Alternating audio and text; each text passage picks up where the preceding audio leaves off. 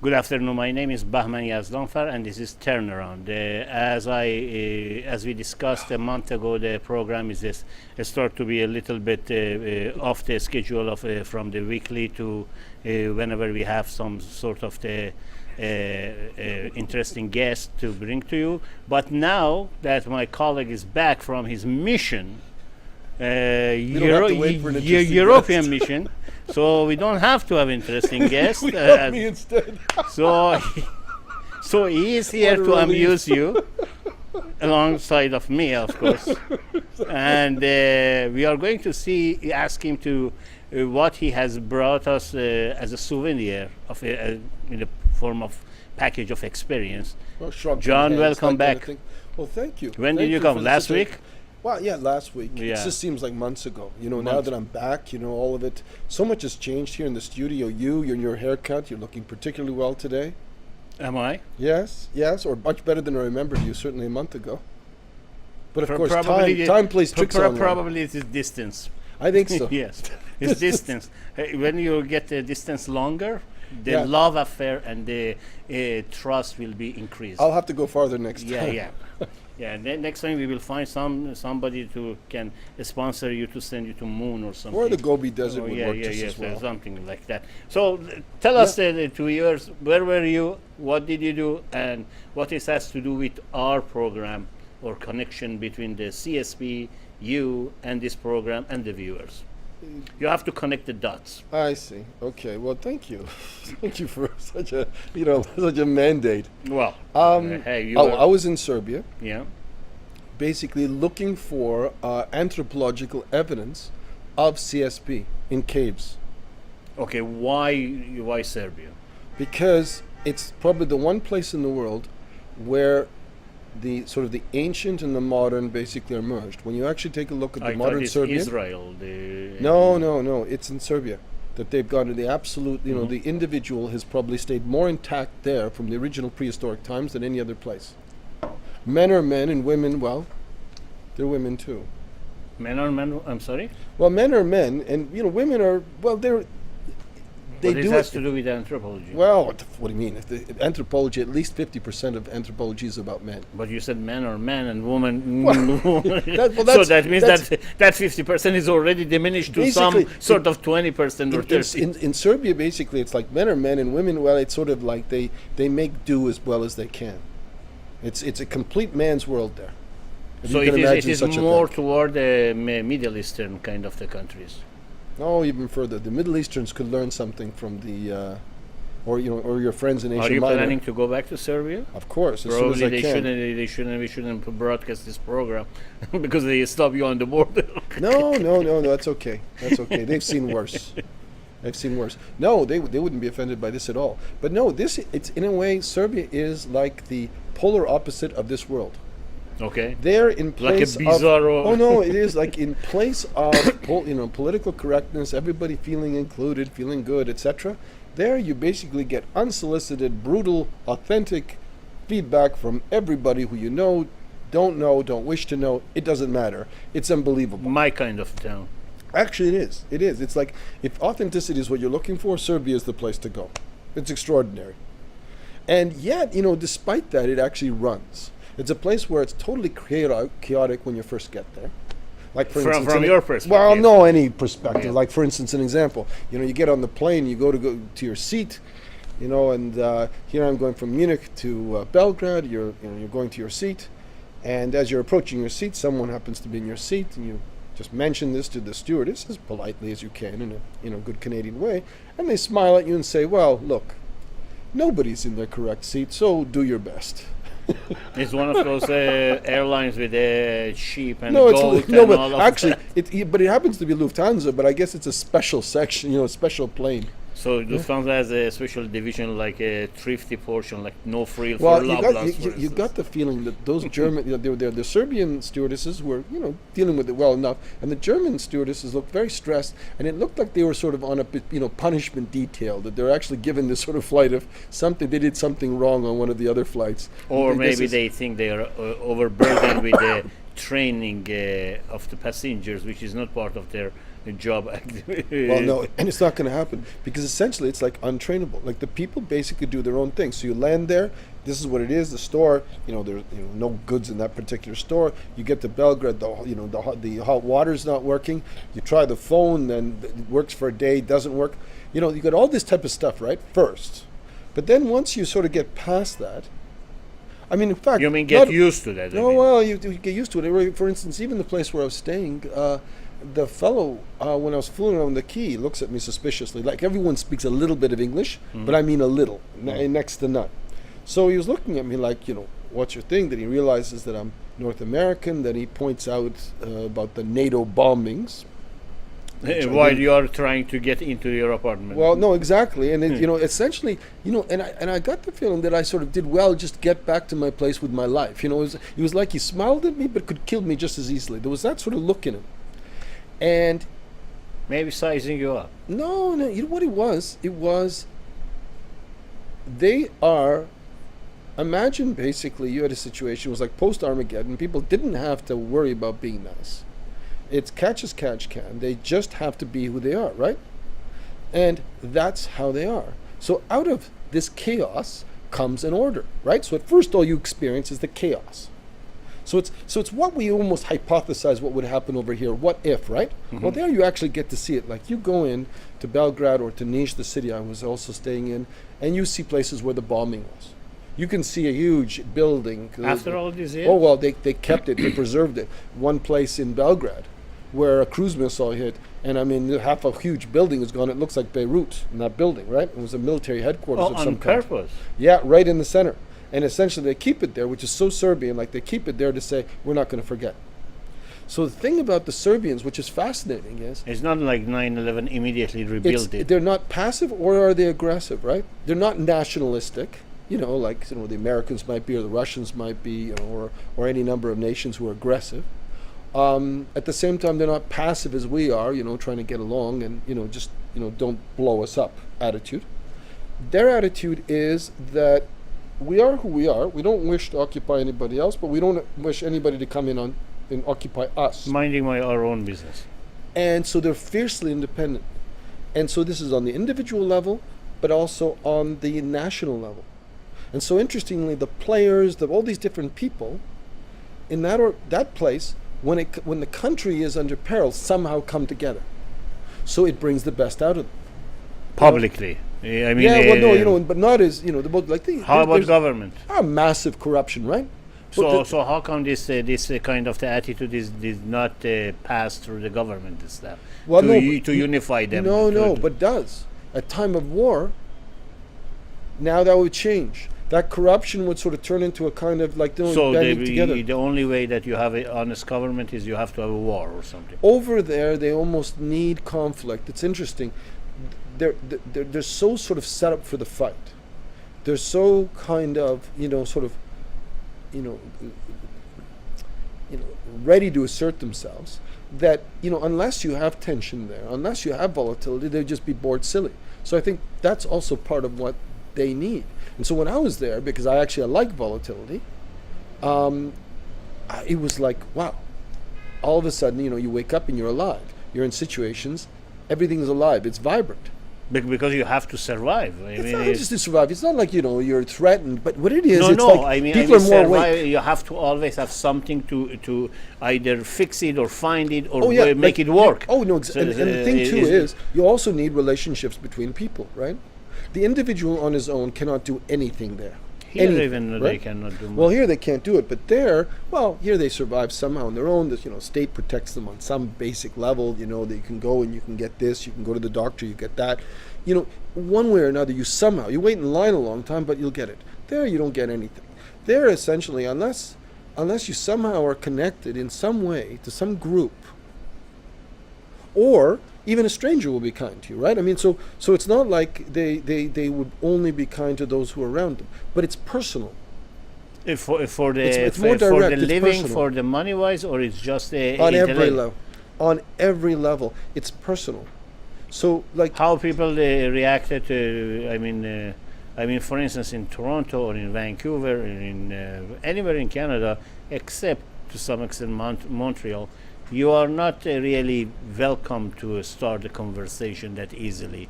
Or even if you start with a stranger, it's very limited to how is the weather. This is a good weather. First of all, the Serbs are not going to talk about the weather. That's no. Yeah. So how are they? How receptive are they when you approach them, or didn't you? I mean, because I knew some people and I was introduced. I don't think I was approaching strangers on the street, but generally speaking, let's just say, if you're looking for something, you can't find something, you need some advice, etc.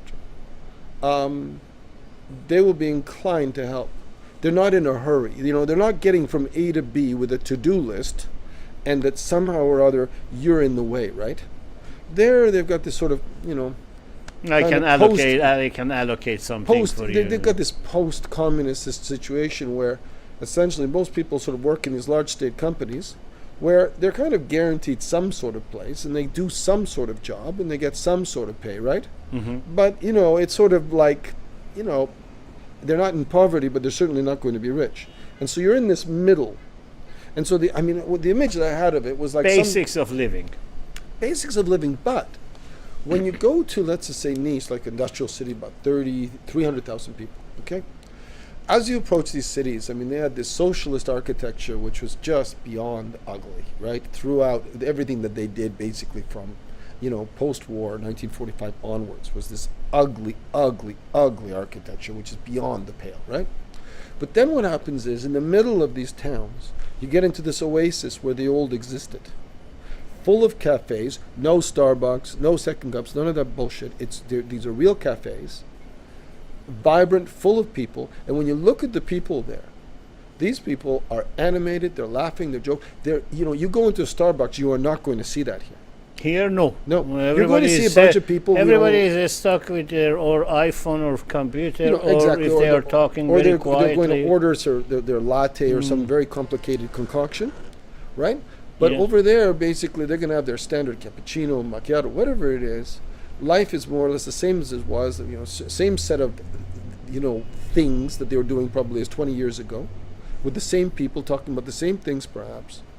But what there is a vibrancy and a normalness to things, right? They're just normal. That the person who has a life there, they're not alone, they're connected, and they're with people who they probably basically like and who like them and who care about them. Mm-hmm. So I think on that core human level, their quality of life is so far above ours, it's no comparison. Even though, they're poor as church mice, right? But if you had that level of poverty here, if a person had those means here, they would be homeless. They would be done. Whereas there, you can manage. Well, and you went there for to check your CSP to discuss it with some of the intellectuals as well as some of the companies over there. Well, it turned out to be that. One of the things I think that does happen in Serbia is you go into a conversation, and it's sort of like some kind of sort of revolving door where the conversation you go in here, and this was your objective, and you come out here. Something happened, but not the thing that you went in to achieve. Well, it is life. But interestingly enough, something does happen. There is movement. It's vibrant. There's a real exchange.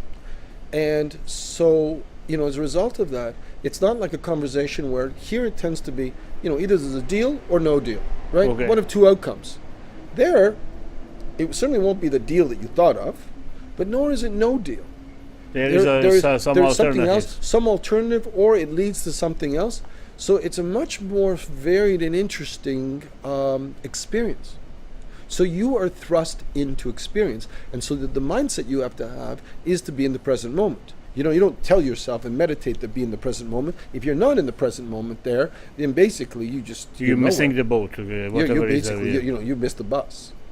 Everybody there is, with it for the most part, yeah. Because you cannot accept anything to be as per the rules, right?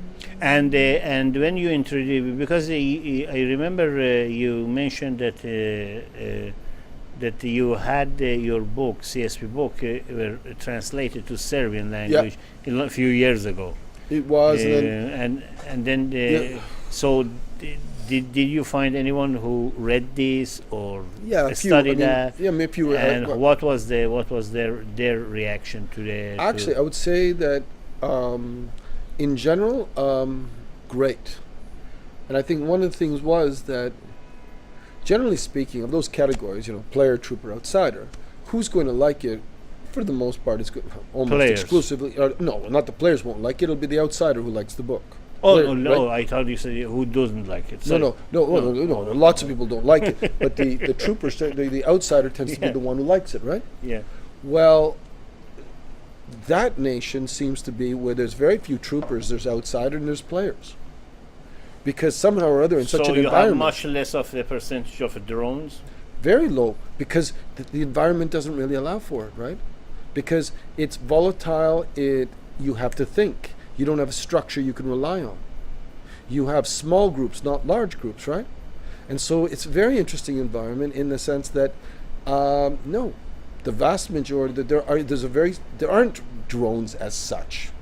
Really, No, there isn't. There must be some drones when you go to the some sort of the establishment like a factories or No, even there. Basically, what you have is, let's say I was doing a factory, doing a field study.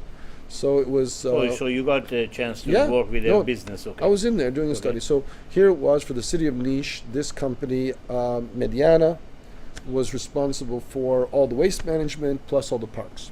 Okay? Plus all the? Parks. Parks, yeah. Okay. Well, the thing is that the people who are doing it are... again, for the most part, even the people at the bottom doing it are people who have, certainly have their own views. And when I spoke to them, and are not sitting there sort of, quoting the company line at any level, the middle managers are people who are sort of, they're there, but they don't make a lot of it. And they're saying, well, what can we do? We do the best with what we have. Mm-hmm. But because of the fact that they're so underfinanced and the situation is so chaotic, they have to be resourceful because nothing would happen otherwise. So they cannot go as per script because of the fact that, very simply, that just the script broke down so long ago that they're all off script, right? And at the top... And by a script, you mean the daily procedures. The standard procedures. And then on the top, what you generally have are people who are political in the sense that they're connected to the upper guard, which in Serbia, for instance, the mayor in a Serbian city basically rules that city, and their cronies and everything like that, and all the major utilities and companies are the people connected to the mayor, and it sort of works that way. That doesn't change anywhere. Even here it's like... Oh, well, no, but not to that extent. Like here, you got councillors, this and that. There it's the mayor. Okay. The mayor really rules. So mayor has more power he's than... the king. Yeah, he's the king, yeah. Yeah, he's got a lot of power, and so... those people at that upper level, for the most part, it's like they belong to that group, so they can't do too much different either because their loyalty is really to that group, not to the company, except that group has been in existence for a while, so they're not going to steal completely crazily because at the end of the day, they live there and, life goes on. So there's a sort of kind of corrupt balance that is formed where even the corruption is kind of built into the system. But let's just say, definitely let's just say it's not a meritocracy at the top. You'll have this middle level of managers within which you'll have a few individuals who have great ideas. And for the most part, just like here, if you're the government and you've got very good ideas, for the most part, you'll only do it for a while and you get tired of knocking your head against the wall because nothing changes, nothing happens, right? So then eventually you just sort of park yourself and, kind of go to sleep. So, yeah, you find that there. But there what I found interestingly is, and I was in Hungary too, several years ago, 20 years ago, which was the basis of my book. Yeah. And what was different there was, I would say that the Hungarians have a similar thing, the capacity to think for themselves and an independent spirit, and a lot of resourcefulness, intelligence. But within Hungary, there seems to be a much greater degree of cynicism and less of this kind of idealistic passion, right? Among the populace? The populace in general. Yeah. At the top, okay, it's corrupt. Yeah. But the thing in Hungary was that corruption sort of seeped down as a kind of sort of cynical, like, oh, what does it matter anyways? Might as well steal a little, etc. Just live, right? So this sort of apathy goes all the way down. Whereas in Serbia, what you can feel is that there's for whatever reason, and I think it's just so deep in their culture, this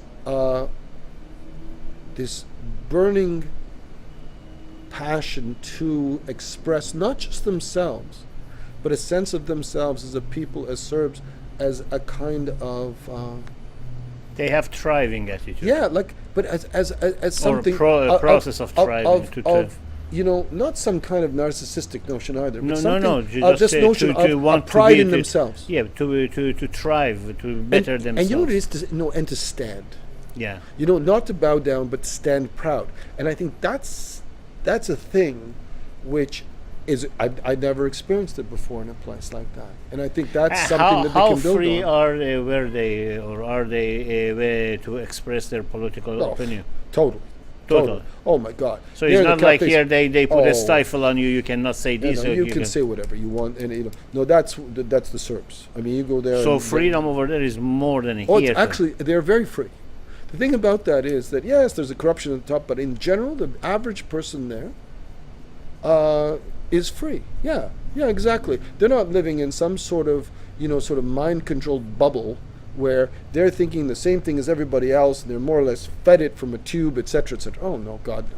They're thinking. You don't expect that from a country that up until a few years ago was half of that, like a half Eastern Bloc kind of thing. But that was the point. It was half. Yeah. It was always in between. Yeah. And because it was in between, they have a perspective on the East and the West. So let's say when you go over there, you see NATO bombings, right? And they talk about NATO war crimes. I'm sitting across the table from a woman whose 9-year-old daughter and her niece died in a bombing in I think 2000 or whatever, NATO bombing. 19 something. Yeah, exactly. In a NATO bombing, right? In an urban area. Yeah. It was not an industrial area, nor was it a military zone. This was a straight, punitive bombing that was done there in a civilian area that was, and especially now they have accuracy. So when you see it from their perspective, you really have to question, you actually what you end up getting is a perspective on even those of us who actually say we don't believe the government, we don't believe this and that, because we're just bombarded with it. For instance, it become desensitized. Well, and also too, it seeps in. So, for instance, I had a complete perception, without even knowing that I had that perception, that let's just say that Serbia was definitely the aggressor there. NATO was doing defensive, and they did all these awful things, and NATO was punishing them. Well, I mean, it's not that Serbia didn't do crimes, but they were trading it back and forth. Who started is another thing to say. Certainly historically the Croats have been at least as aggressive as the Serbs, and certainly in World War II, I mean, the crimes committed, etc., were extraordinary. So positioning them as the aggressor, positioning them as the monsters, was taking it out of context historically, outside of it. And of course, we're not going to go to that trouble because we just watch it on the news. We see this and then, and say, "Oh, good, they're being bombed." Good, Now they didn't tell us that they're bombing the cities. They just said, "Well, they're being bombed." The same thing that they are doing right now with the Syria and. No doubt. So the only thing that you kind of know from coming back from there is that whatever you're watching is not the truth. You don't know what the truth is, but it's not that. Of course not. And that's what they have, right? Knowing that. Having that perspective on the world, they have a kind of level of insight, which I think is the average person there has a much greater perspective on the world. They're well read. Than here. Yeah, exactly. They're very well educated and they read. They're not dominated by television. And what are they doing with their free time? They're out, playing sports. They don't have Justin Bieber then, or Justin Trudeau. I mean, they've got the same stuff. They've got the discos. The girls kind of look the same. Not to that extent that we have that. Well, interestingly though, younger generation, like an example, like an iPhone over there, and Serbia is poor, right? And so Serbia, an iPhone there is in euros what it is here in dollars. Like it's Yeah, around $700. There it's 700 euros. So we're talking So about like another 50%. yeah, exactly. So you're looking at about $1,100, right? And they're buying. So this is the other thing too, is that it's like on that level, that generation, all around the world, whatever goes on, it's like it's seeping in there too. Yes, I'm talking about the Serbia of my generation and older, but when you talk about the people under 30, I mean there it's a question mark. It's almost like the MTV rules everywhere. Well, that is amazing because you talk about the level of the understanding, at least having the political perspective about the fairness of the justification of what is correct and what is not correct, to some extent closer to the actual reality rather than what is being portrayed on TV. Or at least it's being considered. You know what I'm saying? At least they're actually pondering it as opposed to just taking in a view. Whatever as a face value. At the same time, too, I mean, you're going to have strong views there. Let's say, for instance, it's probably extremely misogynist society. For instance, these guys who are my age, I mean, especially the ones who are doing well, are invariably talking about their 22-year-old mistresses, and this seems to be like... Well, we don't have shortage of that in this part of the world. No, but there it just seems to be sort of like just... bragging about it. Well, bragging, but it seems to be like just, what you do. But they don't see the perspective of babysitting. Yeah, I mean, well, I guess they take a paternalistic approach to it. But let's just say they don't feel the need to justify their position. No, it reminds me of an incident when I was in Afghanistan. One day I was invited to an apartment for a dinner or lunch, late lunch, dinner, early dinner kind of thing. And the host had some other guests, and some of those guests were Russian generals. But Russian general from Tajikistan who speak Farsi. So I sat with them, and I was like a outsider kind of thing from perspective of I am Iranian. I was born in Iran, and I was a student over there. And I asked them, just very quietly, very calmly, I said, what is your mission in Afghanistan? Why you are here? And I got the strangest, very unexpected answer. The general, one of those big generals, these people were big. They were not just rookie general. They were big general. They had their own army and platoons and all of that. And he said, that is the question that we want to find out. We don't know why we are here. We are just soldiers. They sent us. Because you mentioned the NATO and the bombardment and the propaganda that you see this side of the ocean that say, oh yes, these Milakan Milosevic was what was it? Milakan or Milosevic? Milosevic, yeah. His bad guy dictator is killing all of that. Maybe he did. But he was actually there. He was just like another corrupt guy who was no more or better or worse than the guy before. But here they built up a monster out of him, and so that is the reason we go. That's right. To protect for one person, from this monster. For one person, we are sending the whole NATO. Exactly. And the whole NATO goes and bombard the whole area. Because we want to get it. You see the same. Funnily enough, you're right. It's like James Bond. It's like Bondville. And like this one guy is enough to threaten the entire world. The entire world. So the whole world, with all of this technology, all of this resources in their hand, they are paralyzed by one person. And this is the same MO. Osama bin Laden came there in the cave. The whole world has to change the rules and laws and spend billions of dollars because a guy out of a cave threatened their lives. Or Saddam Hussein. You see, the MO is very similar. Now is Bashar al-Assad. But but then let's say, okay, but what did you take it to be at the time, right? Because now looking back, what was their mandate there? Nothing. Nothing. But I mean, you know, No. My mandate was specifically for the natural resources to have accessibility to either the strategic location of Afghanistan through the passing the pipeline of the gas line, let's say, from Tajikistan and Uzbekistan. So basically, it was basically it to guard was that. completely That was it. commercial, Yeah. and under pretext of we are here to free you up.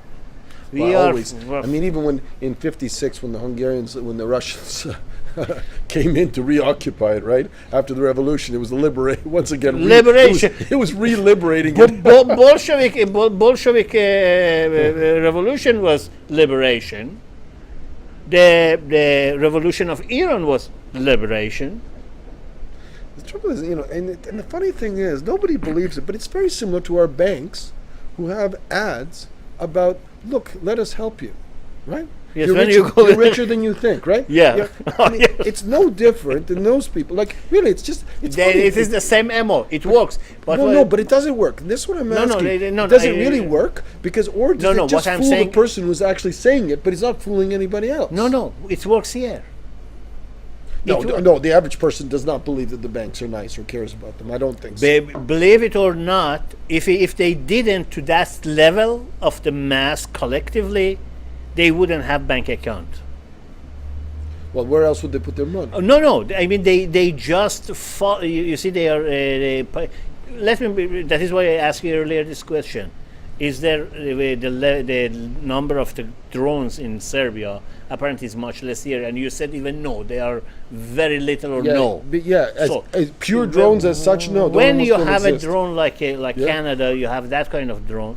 We've got a very high number, right? Then what you just said about bank is not correct, because maybe they don't believe the commercial, but nevertheless, they are again going for the bank. I give you a case in point. I give you an example. Just happened yesterday. I was on the Facebook. I saw someone posted a video, and the content of the video was very interesting. 2-3 people. They brought 20 people from different colors, different backgrounds, and they sat with them first. They show, okay, where are you come from? He said, I'm Germany, or I'm English, or I'm Irish, or I'm Arab, or whatever, and. I am proud of that. I said, okay, who don't you like? I don't like Germans, I don't like Turks, I don't like this, that. I said, okay, why don't we do the DNA test? So I spit in this pipe like a specimen, and then the commercial or the video shows 2 weeks later, they bring in those people here. They say, oh, did you know that you didn't like Turks, but you have 40% Turk in you? And then that's very smart. What did that happen? Okay, you see that is the brainwashing of the people. That we are in the level of the drones. Oh yes, we are all interconnected. So why should we hate each other? But government is ready to go and drop the bomb on your head. It's okay. So, in which I'm coming to your conclusion. At the end of this 5 minutes video, it says, the interviewer tells, did you know that you have a cousin here? And bring a cousin of the different, complete background with a different beard, and the other one is white or something, and they start to hug each other and they cry. Now, this is the content. So I saw this 5 minutes video, and I simply wrote, apparently, globalists are moving to the next level of globalization, because when you want to brainwash mass, you get into their inner sensitivity, sensitivity and feeling. I found my cousin that I didn't know I had. Oh yeah, that's the other thing. One of my friends, Facebook friends, and I know him in person. Time to time, I see him once in a while. I started to question. No, you are just conspiracy theorists. Didn't you see that the girl was crying when she found this? You don't have feelings. I said, I rest my case. Apparently they got into you. But they did not want, they started to give me the suggestion that go and get a life and get out of this conspiracy theory. No, exactly. If you don't agree with them, then it's Now, conspiracy theory. switch Yeah, of back course, to yeah. you and the banks and the people. Yes, normal people, the ordinary people, buy it and fall for it. Yeah, I mean, you know what? And I think what happens is it's not that they fall for it in this explicit way, so that if you were to interview them and say specifically, No, they don't do do you that. actually believe this? They'd probably say no. But it's done in this sort of roundabout way, where there's a kind of overall belief that, you know what, it's all okay, and at least it's not there, and we're safe. Yeah, Yeah. that by itself It's is this a sort of- complete misdirection. And essentially it's that. But we're okay because they're bombing over there. We're okay here. And I think that really is the social contract. As long as they're not bombing us, we're okay. And I think that is Well- what it is here. Well, I tell you something. You know that I was in a gathering that you were attended on the weekend as well. Oh yes, yes. yes. I was sitting with a number of the people in the other side of the. Yeah. You were working the crowd. Yeah. Well, no, I was just sitting there having my own business. Yeah. Shoving my head with samosas or something, and someone Elbowing your way towards the samosas and then talking to others. and then in that four or five people of Yeah. us sitting, and we were just introducing each other and asking about each other about what they do, how they know the host, and so on and so.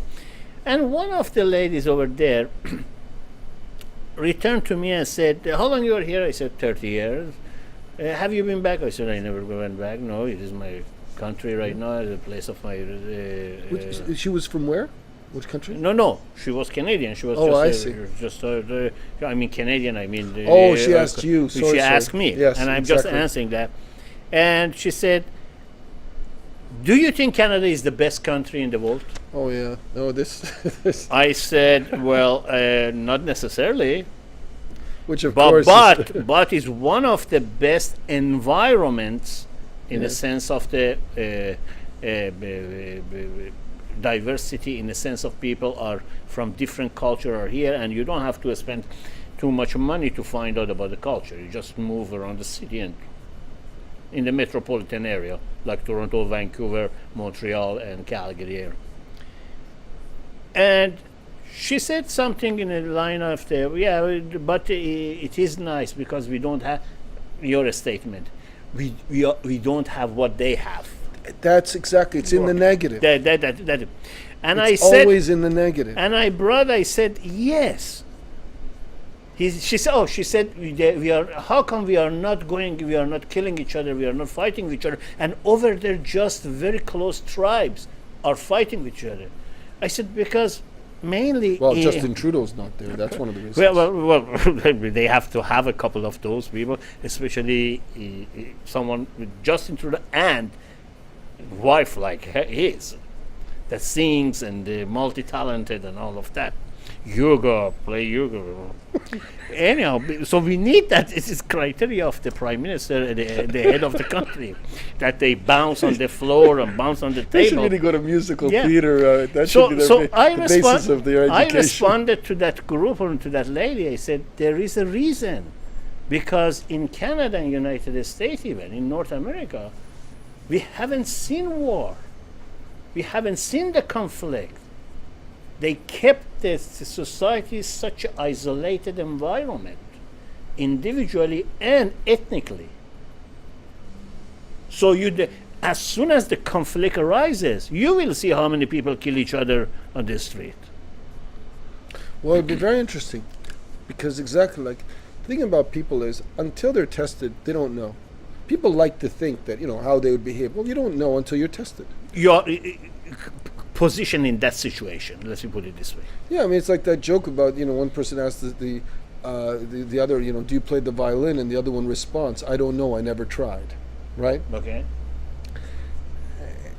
In other words, it's like people are sort of imagining what they would do if you were in that situation is absolutely nonsense, but it's also something that they need to believe. They need to believe that, oh, if that happened, we would respond correctly. Oh, if that, and the reality is you don't know. But it's part, the false belief that we would be able to handle it is what makes us okay in this present moment. Because if we were to actually think, then we have to get out of our comfort zone, and then we're not sure. Start to think, then we're experiencing. And so the thing then is, it's like, what happened there, for instance, in that, was it the G20? Yes. The time when they G20 was remember, a good. remember when they rounded very small. Remember, very small thing. Remember when they rounded up the people? Yes, cattle them. Exactly. They rounded up the people. They throw them into this sort of little mini concentration camp they created.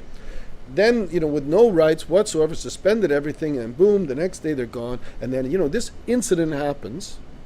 Well, I'll tell you, if that happened in France or if that happened in Serbia, that would not have blown over. No. They would have gone. Continues. No, they would have gone wild. They would have gone absolutely wild if they tried to do that. That would not have played. There would have been such a protest, such a reaction, because they're actually free. And the French too. French, despite all their bureaucracy and everything like that, there's a certain sort of love of freedom, and they'll demonstrate in their fight. And so, for instance, even if they're doing it when it's, for instance, when the truck drivers basically, stop the whole country or whatever. But they have the capacity to act. Mm-hmm. Even if it's for the wrong reason, they have that capacity to act where they're going to do it, and they're going to go to the death, these people. Yeah, they're not going to back down. That is the point. You see, someone asked me a few weeks ago in a meeting. They asked me to talk to a group. Yeah. And then before I start my speech, they were asking me, how come you put your life on hold? You don't go after money, you don't go, and you just focus on this, and you don't have any agenda or you're not working for any group or anything. I said, the individual freedom, that what you're, not the freedom in the sense of the constitutional freedom. Individual freedom, what is the right that you have when you were born with, as an entity yourself. And then in my speech I said there was a saying, one of the very old, I'm talking about 200-300 years ago, generals that they were fighting with the colonized power. They said the dignified man has only two choices: either they succeed or die trying. Yeah, there's no. There is no between. There is no compromise. Exactly, because there isn't. And there's tyranny, and there's a response to it. But in North America, you see, even the Americans are a little bit better than Canadian. But but the Americans did fight, because at least the Americans had the capacity to fight. Now, what then happened was it was usurped. That which was, the American Revolution by the early 1830s or whatever it is, the banks have taken over everything, and it turns into something else. You mean 1913? No, 1830s. Already by 1830 they got the money, but I thought you were talking about no. By then already, sort of Andrew Jackson, these different people, like that, so that the entire spirit of, let's say, people like Thomas Jefferson, Benjamin Franklin, etc. That spirit was usurped, and then now they had the players move in, the banks move in, and essentially they took that and they made it the country the proxy of the players, the robber barons, etc. And they move it along, right? So yes, but at least it did exist, that spirit, and they did fight. But the thing was, what was the basis of this country? The basis of this country were the loyalists, who essentially said, we're not going to fight, we basically believe in order, and we're going to stay, and we're going to be obedient, and we'll be rewarded for it. At any cost, yeah. Well, yeah, and the thing too is that this is, it's like nations have a certain spirit. Well, actually, our nation does have a spirit. I mean, we pretend to be this, and that, but in fact, there is a spirit that exists here. And they want to change even the lyrics of the anthem. And all that. But the thing is, to justify it. But what is here is, it's not freedom.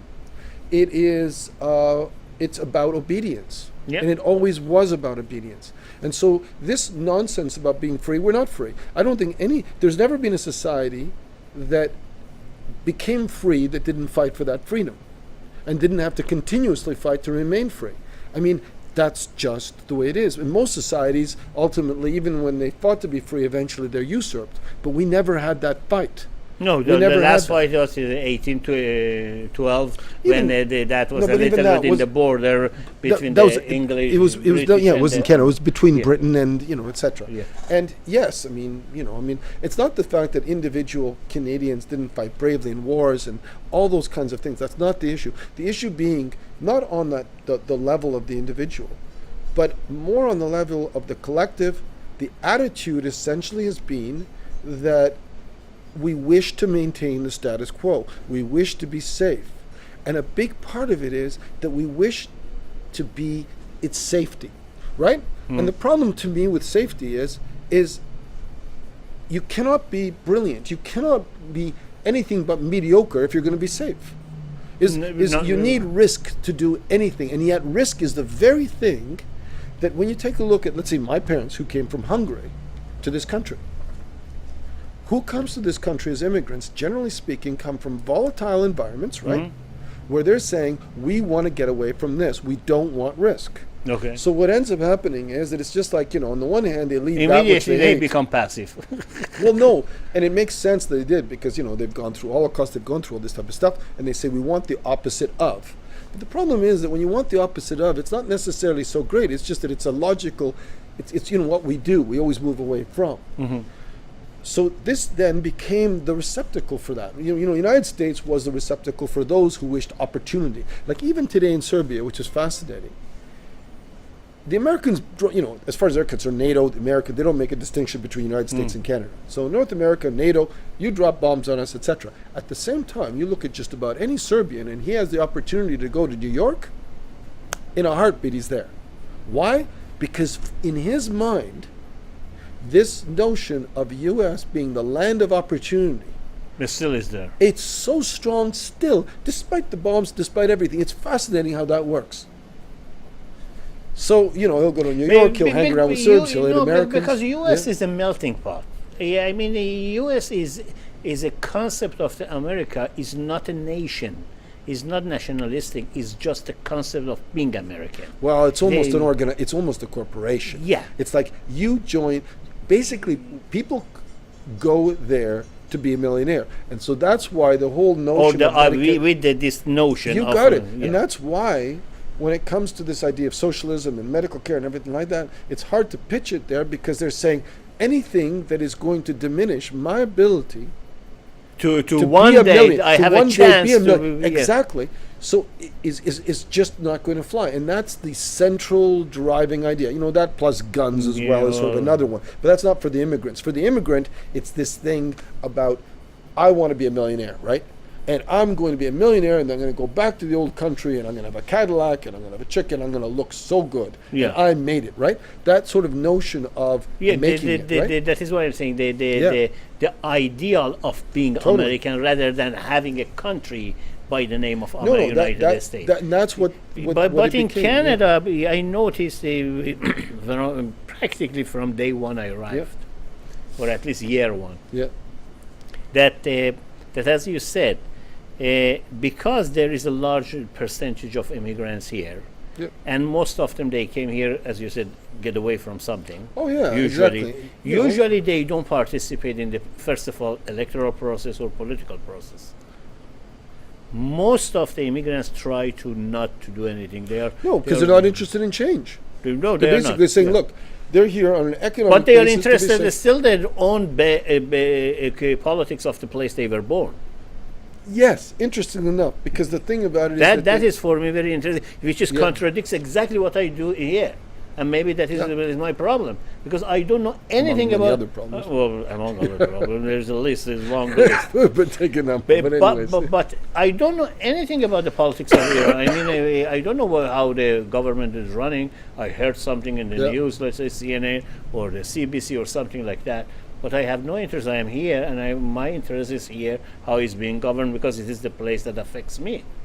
But when I was campaigning, go to let's say Greektown, or go to Little Italy, or go to Punjabi street, or go to Chinatown, people were oblivious about what's going on.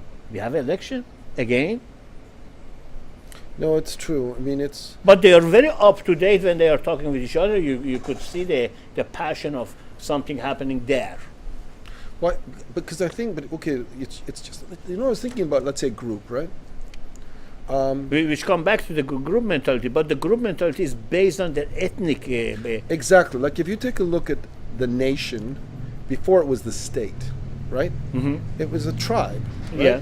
So you look at the tribal countries, like for instance France or the British or the Irish, you know, or the Scottish, right? Mm-hmm.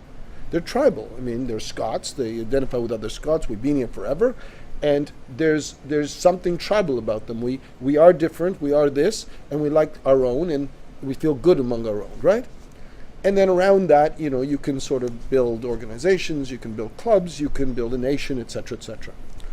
And then along comes the States, probably the first country which was essentially, and even Germany basically was not a country, but at least a collection of German-speaking states that then were put together. But it was probably the first one where it wasn't, you know, a clear state which was just clearly tribal. It was, you know, Bismarck's Germany. It was very much political.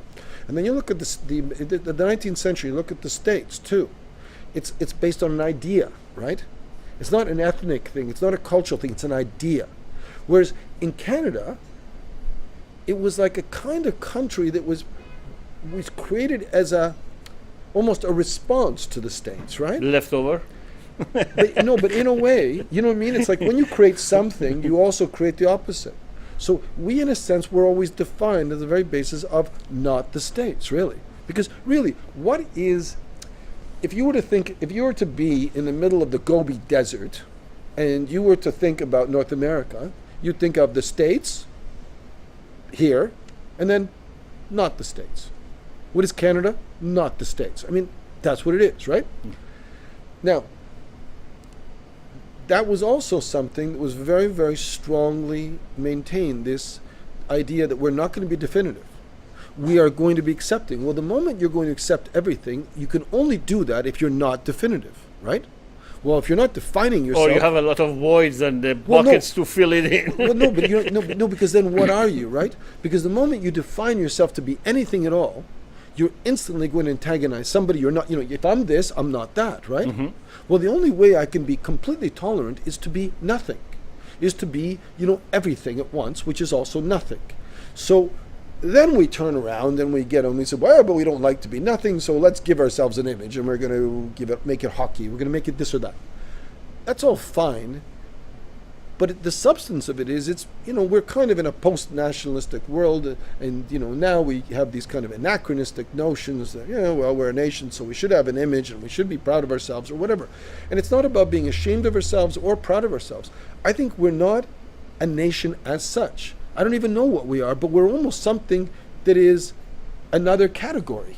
And so when we try to be that, right, a nation like, you know, like Iran or like Iraq, and even Iraq doesn't make sense because it's just a bunch of lines in the desert, but, you know, 3 tribes thrown together for no reason, right? Mm-hmm. It fails because it's apples and oranges. It doesn't compare, you know? That's why I think the whole nationalism, I'm thinking about it here, makes no sense at all. Well, one of my... And it's not a criticism of Canada, it's a criticism of us attempting to be nationalistic. We legitimately exist for a reason, and that's fine. It's a valid point. If we want, I for years and years, someone asked me, what you think of patriotism. I said, patriotism is based off the prejudice. There is no, you can say I am Canadian, and then when you put the 10 Canadians in a room, you say, oh, I am from Ontario, I am from British Columbia, and then you put 10 Ontarians, you say, oh, I am from North Bay, I am from Toronto. Then they have their own prejudice about the name of the city, and then you put 10 Torontonians here, then they start to say, I'm from Scarborough, I'm from East, West, Etobicoke, and so. And then when you go even to the core of the, let's say, Scarborough, then they start to talk about where they originally come from. But even then, I don't think they identify with it. Like you go to the States, someone's from Baltimore, they'll talk about their sports team, they'll talk about with passion. Oh no, I understand that, but they are not talking about Baltimore. They talk about the team or the concept. No. I would say much stronger. They are identifying the team is Baltimore, but because it represents a concept. They're from Baltimore. So there is another prejudice then? No, but of course. But I mean, but the Americans don't pretend not to be prejudiced. So that no. What I'm saying but is the thing there. about it is, it's there. But the thing is, okay, if we take a look at, let's just say, I say I'm from New York, I'm from Baltimore, I'm from Chicago, right? When an American says I'm from Chicago, he's defining himself by that. I'm from New York. I'm from, now, it's not like he wants to fight with the guy New Yorker, but there's this real identification.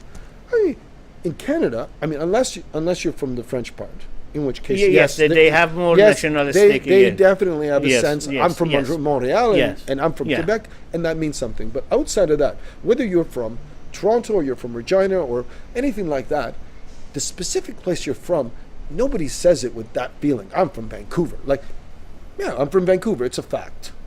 I That's was it. born here, there, or I lived there, or whatever. Really, it's just said as a neutral fact. And the point is, that's not good or bad. It just is.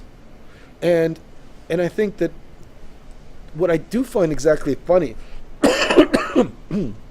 is when they say, "Oh, Canada's the best place to live in the world." What does that mean?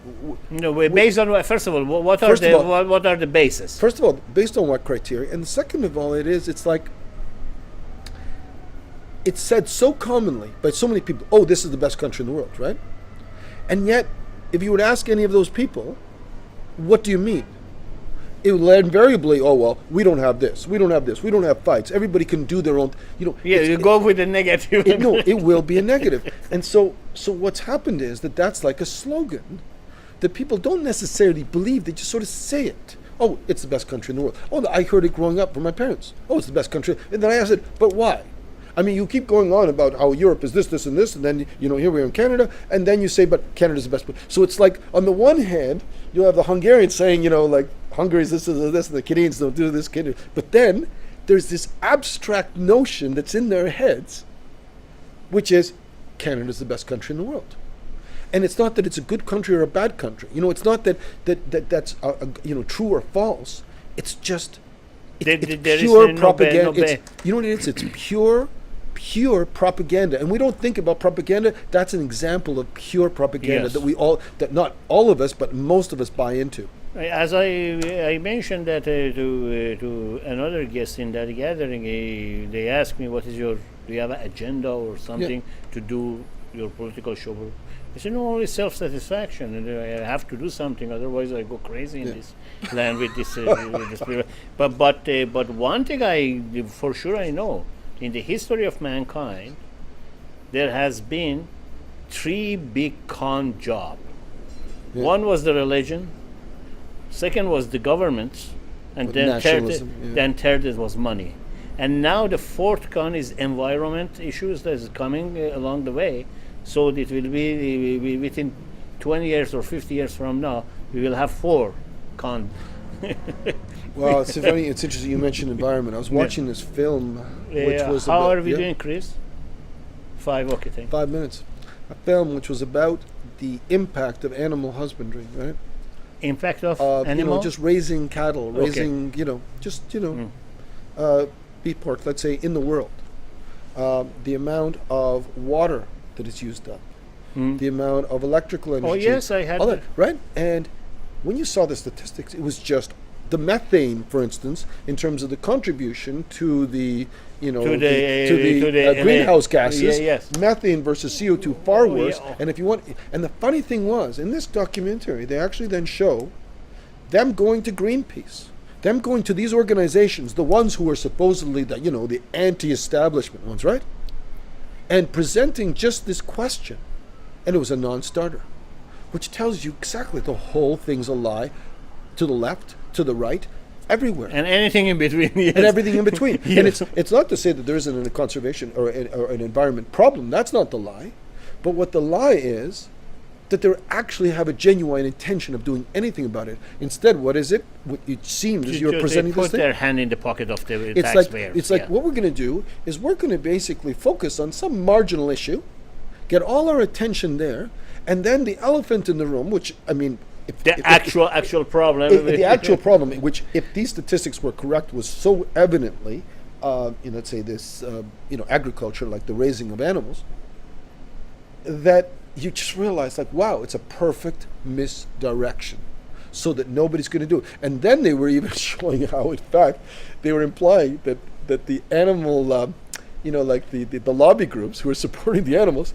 are actually contributing to the environmental organizations to keep them happily keeping the focus on fossil fuels, blah blah blah blah blah, everything else, and in the meantime leaving this entire huge area. And the funny part is that in actual fact, whether we eat meat or not is incredibly discretionary. Whether we're going to use a car or not is not really so easy to change, right?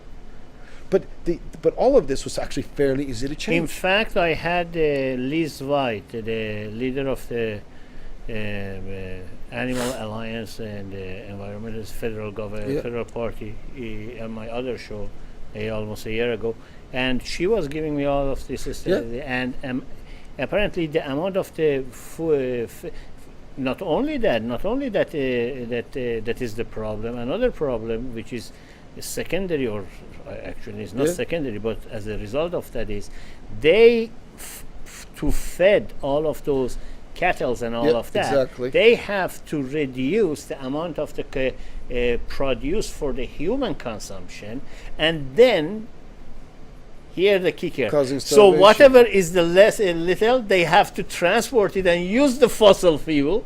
Instead of having the farming in the local area, they have to bring it from California. And on.